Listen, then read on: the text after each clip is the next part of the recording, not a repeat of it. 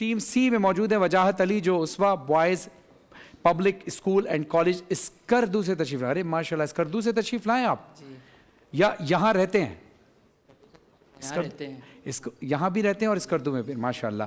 लेकिन स्कर्दू बड़ी खूबसूरत जगह है, मैं कई बार जा चुका हूँ और मैं अक्सर लोगों को कहता हूँ कि स्कर्दू जाकर टूरिज़्म ज़रूर करें और स्कर्दू के टूरिज़्म को, गिलगित बल्तिस्तान के टूरिज़्म को ज़रूर प्रमोट करें। और एक बात और बताते चलूँ, स्कर्दू में, स्कर्दू और गिलगित यानी गिलगित बल्तिस्तान में ऐसा ऐसा टैलेंट है, ख़ास तौर पे आवाज़ के लिहाज से इतनी बेहतरीन आवाज़ें स्कर्दू की सरज़मीन ने हमें दी हैं और गिलगित बल्तिस्तान ने हमें दी हैं। जज़ाकल्लाह।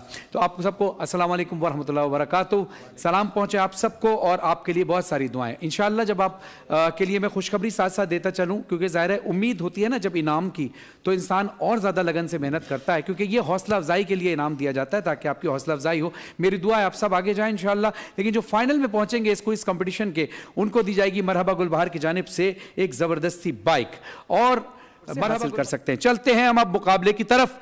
जनाब, टीम ए, टीम बी, टीम सी। पहले राउंड में होगा ये कि मैं बारी बारी आप सबको एक मौजू दूंगा जिसको आपने सेलेक्ट करना है कि किस मौजू से आपसे सवाल किया जाए, किस टॉपिक पे सवाल किया जाए। शुरू किया जाए। जनाब, टीम सी आपकी तरफ चलते हैं।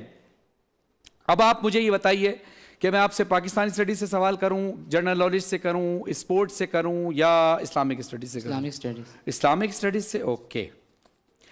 पहला सवाल, नमाज कसर किस हालत में पढ़ी जाती है?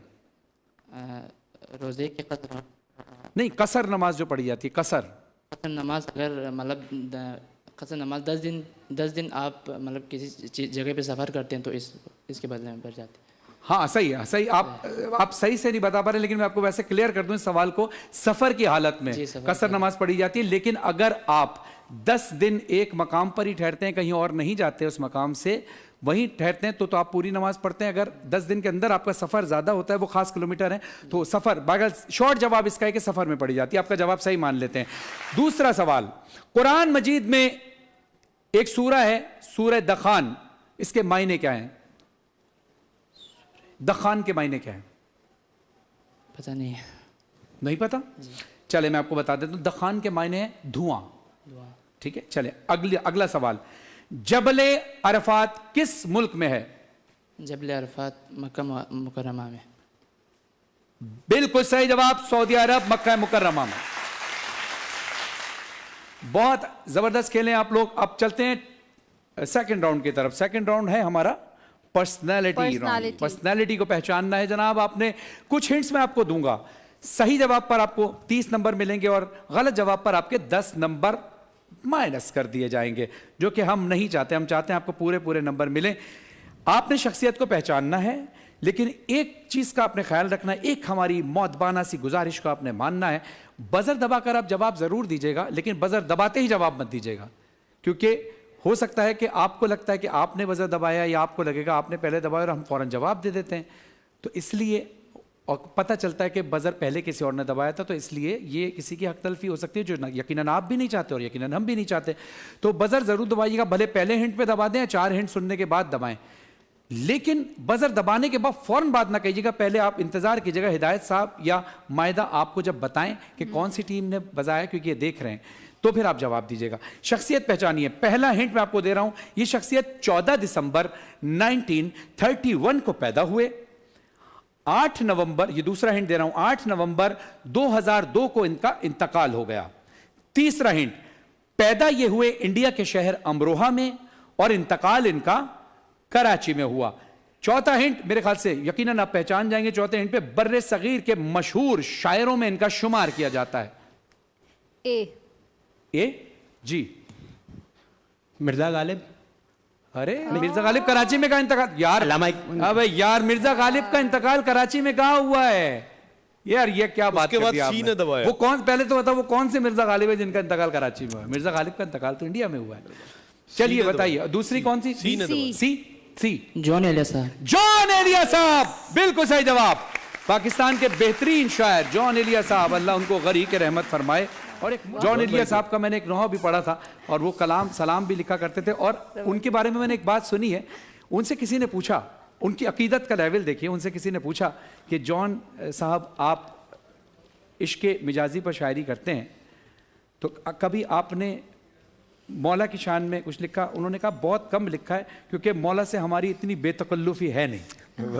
ये उनके अकीदत का लेवल था, यानी वो एहतराम करते थे कि यार मुझसे कोई गलती ना हो जाए, जबकि वो बहुत अच्छे शायर थे, उनकी अकीदत का एक लेवल था माशाल्लाह। चलिए अब हम चलते हैं जॉन एलिया साहब का असल नाम मैं आपको बताऊं, सवाल से इसका ताल्लुक नहीं, लेकिन मैं आपको बताता चलूं जॉन एलिया साहब का असल नाम आपको बताऊं। असल नाम जॉन एलिया साहब का है सैयद हुसैन सिब्ते असगर नकवी।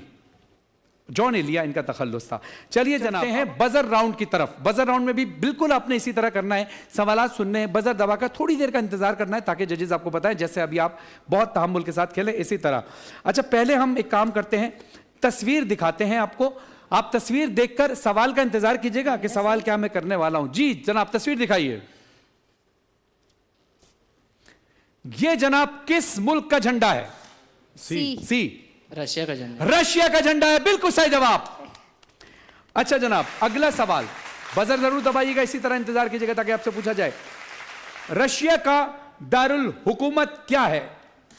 सी मॉस्को। मॉस्को, बिल्कुल सही जवाब। जबरदस्त।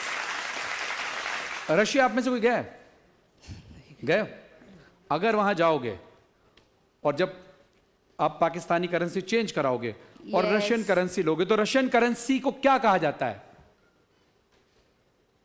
बताइए, सब कोई भी बता सकता है।